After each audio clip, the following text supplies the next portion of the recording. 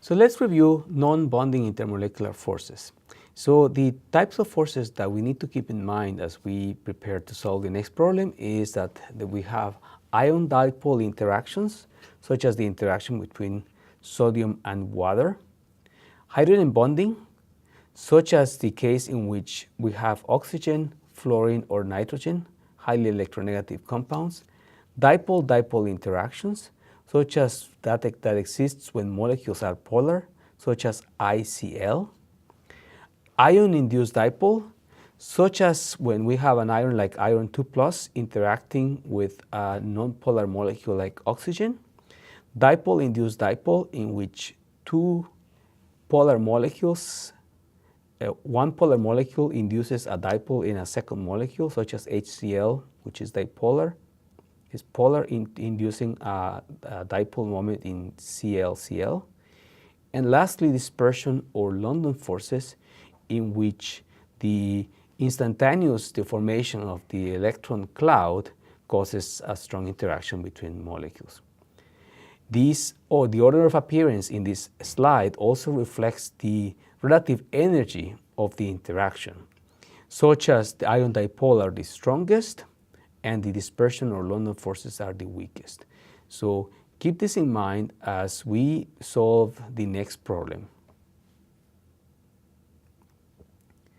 In this problem, the idea is to use our knowledge of intermolecular forces to rank the following, to rank a property associated with these forces, which is the surface tension at a given temperature. And we need to basically explain the rankings for three substances. The first one is N-propanol. The next one is glycerol, known also as glycerin. And the third one is ethylene glycol, a common component in antifreeze mixtures. So take a few minutes to think about this particular problem, propose a solution, and then compare your answer with mine. Feel free to pause the video if this will help you have a better flow with the solution of this problem. In order to solve this problem, the first step is to rank the substances from weakest to strongest intermolecular forces. Then we also have to keep in mind that surface tension increases with intermolecular forces.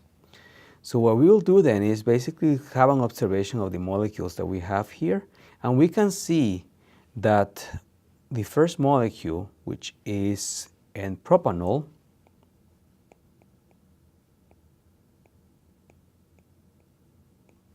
has the ability to has one OH group to form hydrogen bonding.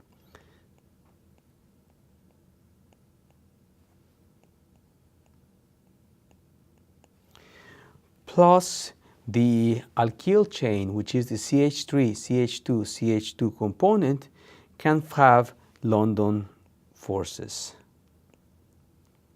We also know that London forces are weak. The second compound that we have here is glycerin. And glycerin has the ability, has three OH groups, which suggests stronger hydrogen bonding.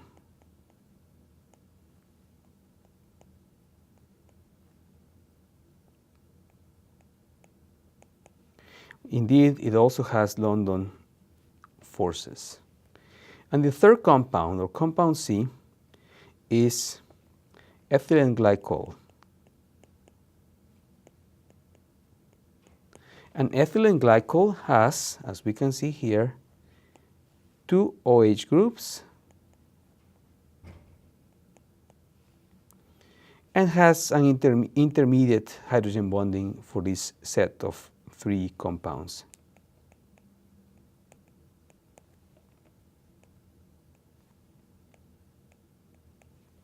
Indeed, it also has London forces.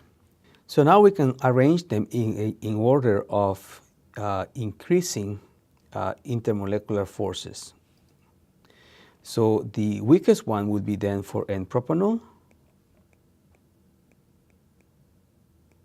which is going to be less than ethylene glycol,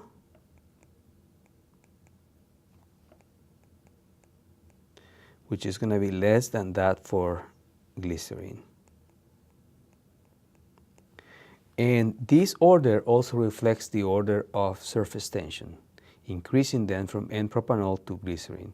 And that's the answer to this problem.